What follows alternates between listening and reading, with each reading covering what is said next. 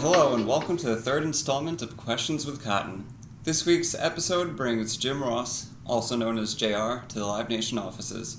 For those of you out there who live under a rock, JR is known for being a commentator at WWE for nearly 20 years, is that right? Or how many years were you at WWE? A little over 20. 20 years. You're good, Cotton. Keep going. 20. Close. Hopefully we can get some stories out of him today. And he's also brought some barbecue sauce and beef jerky with him. It's got my picture on it. What the hell? Oh, never mind. Sorry. Go ahead. To start off, how do you think I'm doing as an interviewer? I think you're a young Mike Wallace. You may be on the Today Show. Matt Lauer's losing his hair, and some say his sanity. I think you're doing very well. So there you have it, folks. And your script is double spaced, so you're doing good. Did you have a favorite wrestler to be a commentator for? Like, were there certain wrestlers that just did so well in the ring that you loved doing your job? My obligatory answer there, Cotton, is it's like saying, which of my two daughters do I like better? And because I worked in administration and I hired so many of the guys, the team, it's hard to say that one guy stood out. You know, obviously, some of the great success stories were Stone Cold Steve Austin and The Rock, Mick Foley. Shawn Michaels was a guy that had been in retirement that I helped convince to come back after a 4-year hiatus. So there were a lot of guys that I enjoyed working with and seeing them succeed. That was kind of part of my gig. Can you guess who my favorite wrestler to watch was? Your favorite?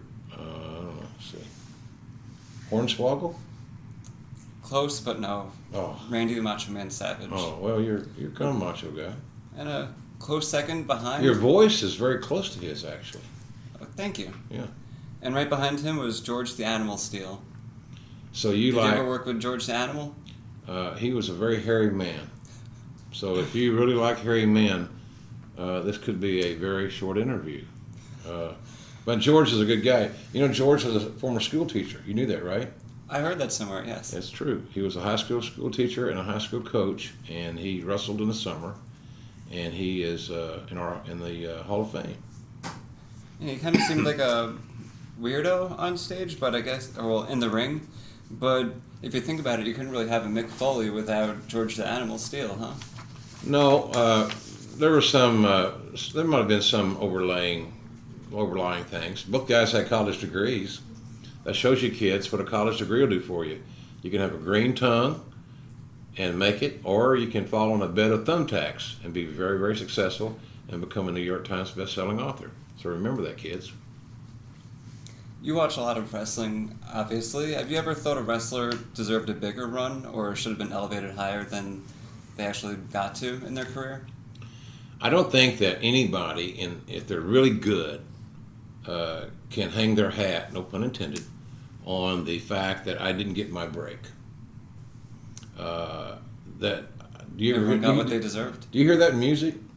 That I didn't. We'd have been better if we hadn't been held back by our label. Some complainers. Yeah. I kind of find that to be a limp penis. It's no good for anybody. So I would think that that's a bad excuse. I think if you're really, really good, come hell or high water, you'll find a way to be successful. And I'm not a big excuse guy. So when the internet says, well, so-and-so should have got his push, I say, okay, whatever. But more often than not, the cream rises to the top. Cliche number one. Have you ever had a feud with a wrestler that was on camera and then made its way off as well?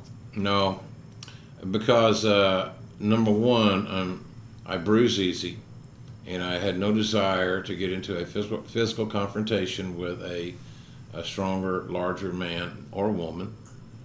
And as an administrator, my theory was very simplistic. I either did all I could to solve your problem, Cotton, or I eliminated it. And that was where it was in my world of management. Let's do everything we humanly possibly can to solve your issue. If we cannot, we must eliminate it. You worked a lot with Jerry Lawler as a team since 2003, right? What was there about the chemistry between the two of you that made you guys work so continuously together? Well, we actually started in '93. 93. Which notes Oh, I'll have to talk to my secretary about that. Probably an intern did that. Interns. Lawler and I had, it's like asking Abbott why he and Costello worked, or Burns and Allen, or Martin and Lewis. Now, I'm not putting our pairing in that lofty status, but the point is, some people just have chemistry, like you and I. This is going famously. This could be a series. Some executives are going to see this and say, those two guys right there. I believe that we just had natural chemistry. We had a lot in common, and I was very lucky to have him as a partner. He made me look good, if that's possible. Wrestlers usually get a theme song when they walk to the ring, so obviously you didn't get one when you walked to the commentator's table. I did. Oh, you did? Yes, sir. Intern screw up one more time. I was introduced around the world to the University of Oklahoma fight song, Boomer Sooner. I even wear my OU little wristband here as a good luck charm. So I'm an Oklahoma fanatic. So they played Boomer Sooner on my entrance music. So there's another useless piece of trivia. This is the third in this series of Questions with Cotton. Do Really? you have any suggestions for a theme song that we could use? Well, something with a fabric in it, if you're cotton. I don't know. Something natural, airish fabric. Is that your real name, Cotton? Yeah, it's not just a stage name. It isn't? No. Oh, you're lucky. Let me get that some thought and get back to you. Thanks. Maybe we'll hear back from JR. Yeah. But it seems like he has many more meetings to go to today, and this was not. I have only community service. I have to go. And I was littering. he has to bring his barbecue sauce and beef jerky around New York City. Well, you know how you get this, right? I don't know. Do you brought it to me. Do you care? Would you buy it? I love beef jerky and barbecue sauce. It's available on www.shop.com, but it should be in grocery stores worldwide because we make 2 barbecue sauces, chipotle ketchup and jalapeno honey mustard, which is amazing, and JR's all-purpose seasoning. So all made in the great state of Oklahoma by rednecks who know what they're doing. Is that oxymoronic?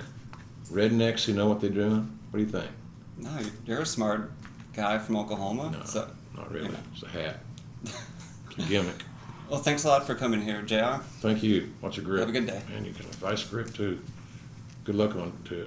If I see Matt Lauer, I'll tell him to beware. You should. Cotton's coming.